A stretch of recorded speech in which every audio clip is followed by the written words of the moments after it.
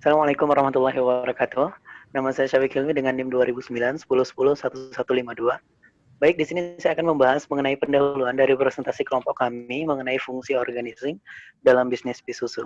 Nah, oke teman-teman, seperti yang kita ketahui, manusia merupakan makhluk sosial yang saling membutuhkan dan saling memerlukan. Dari sejak lahir hingga manusia meninggalkan dunia yang fana ini. Oleh sebab itu, dalam setiap dimensi kehidupan kita tidak dapat berdiri sendiri tanpa adanya bantuan dari orang lain. Nah, oleh sebab itu pula, dalam sebuah bisnis P ini juga tidak mungkin akan berjalan hanya dengan satu orang atau satu manusia saja. Coba bayangkan ketika kita membuat bisnis P ini berjalan hanya dengan satu orang, maka proses berjalannya akan tidak berjalan efektif dan efisien. Nah, oleh sebab itu, ini tidak dapat berjalan dengan satu orang saja, melainkan butuh beberapa orang demi menyokong kegiatan proses bisnis P ini. Beberapa orang tersebut membutuhkan suatu keterikatan dalam kerjasama. Nah, agar antara satu dengan lainnya saling mensupport, saling mendukung. Nah, suatu kerjasama itulah yang harus dikelola dengan baik agar setiap hubungan orang tersebut dapat berjalan dengan baik pula, sehingga tidak akan menimbulkan crash atau sehingga tidak akan menimbulkan konflik. Nah, maka untuk itu bisnis Visusu ini memerlukan fungsi organizing guna membantu mewujudkan cita-cita bisnis ini. Sekian dari saya, mungkin untuk selanjutnya tentang bagaimana lebih dalam organizing dalam bisnis Visusu kita akan dijelaskan oleh rekan saya selanjutnya. Terima kasih. Assalamualaikum warahmatullahi wabarakatuh. Nama saya Afra Adila dengan NIM 2009 101093 akan menjelaskan bagian isi, yaitu bagian pengorganisasian. Lanjutan dari bisnis pai susu.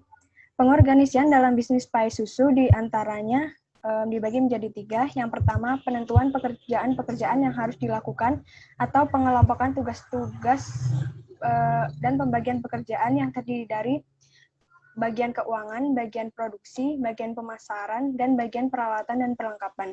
Di bagian keuangan, tentu kita membutuhkan seseorang yang bisa mengelola dan mengatur keuangan bisnis kita. Kemudian di bagian produksi, berkecimpung dalam proses produksi. Serta di bagian pemasaran, mengatur misalnya bagaimana cara memasarkan yang baik, apakah melalui media sosial, memasarkan melalui tatap muka, dan sebagainya. Kemudian di bagian peralatan dan perlengkapan, misalnya menyediakan alat sebagai penunjang proses produksi.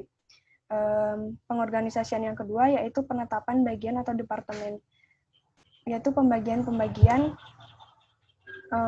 tugas setiap seksi-seksi dalam organisasi. Dan yang ketiga yaitu penentuan hubungan-hubungan, misalnya kita ingin bekerja sama dengan toko-toko yang lain dan lain sebagainya. Sekian, terima kasih.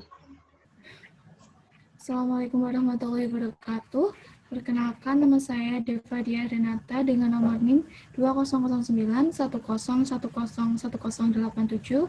Di sini saya akan memaparkan bagian penutup dari PPT kelompok kami.